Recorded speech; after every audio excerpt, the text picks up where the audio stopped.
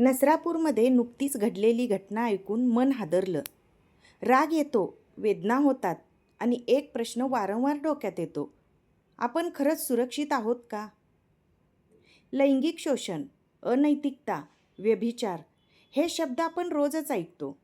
पण प्रत्येक शब्दामागे एक आयुष्य उद्ध्वस्त झालेलं असतं. एक कुटुंब तुटलेलं असतं.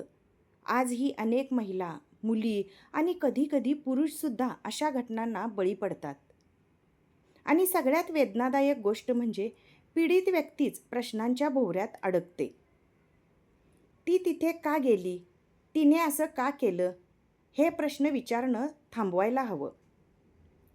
चुकीचा तोच जो अत्याचार करतो. कायदा आणि शिक्षा. आपल्या देशात कायदे आहेत, शिक्षा आहेत, पण प्रश्न आहे अंमलबजावणीचा. जेव्हा गुन्हेगारांना लगेच आणि कठोर शिक्षा मिळत नाही, तेव्हा त्यांचं धैर्य वाढतो. आपण काय मागणी केली पाहिजे? जलद गती न्याय, कठोर शिक्षा जी इतरांसाठी उदाहरण ठरेल, पीडितांना संपूर्ण संरक्षण आणि न्याय. पण लक्षात ठेवा, शिक्षा ही कायद्याच्या चौकटीतच झाली पाहिजे. कारण न्याय म्हणजे सूड नाही, न्याय म्हणजे योग्य निर्णय. यावर समाजाची जबाबदारी काय? फक्त कायद्यावर सगळं सोडून चालणार नाही.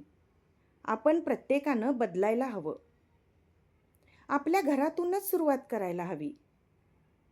मुलांना शिकवा स्त्रीचा आदर. नात्यांमध्ये मर्यादा काय असतात ते त्यांना समजवा. सोशल मीडियावर किंवा समाजात कोणी चुकीचं बोलत असेल तर त्याला विरोध करा. गप्प बसणं म्हणजे त्या चुकीला पाठिंबा देणं. यातील कडू सत्य काय? आज असं का होतंय? कारण अनेक वेळा गुन्हेगारांना वाटतं काही होणार नाही. थोडे दिवस तुरुंगात आणि पुन्हा मोकळं आयुष्य. ही मानसिकता बदलली पाहिजे. आणि ती बदलण्यासाठी न्याय जलद आणि ठोस असायला हवा. आज मी कोणावर आरोप करत नाही, पण एक आवाज उठवते आहे. असं चालणार नाही. आपण सगळ्यांनी मिळून ठरवायचं आहे. भीतीत जगायचं का की सुरक्षित समाज तयार करायचा? कठोर कायदा, जागरूक समाज आणि पीडितांच्या पाठीशी उभं राहणं हीच खरी सुरुवात आहे. तुम्हाला काय वाटतं? आपण हा बदल घडवू शकतो का? कमेंटमध्ये मला नक्की सांगा. धन्यवाद.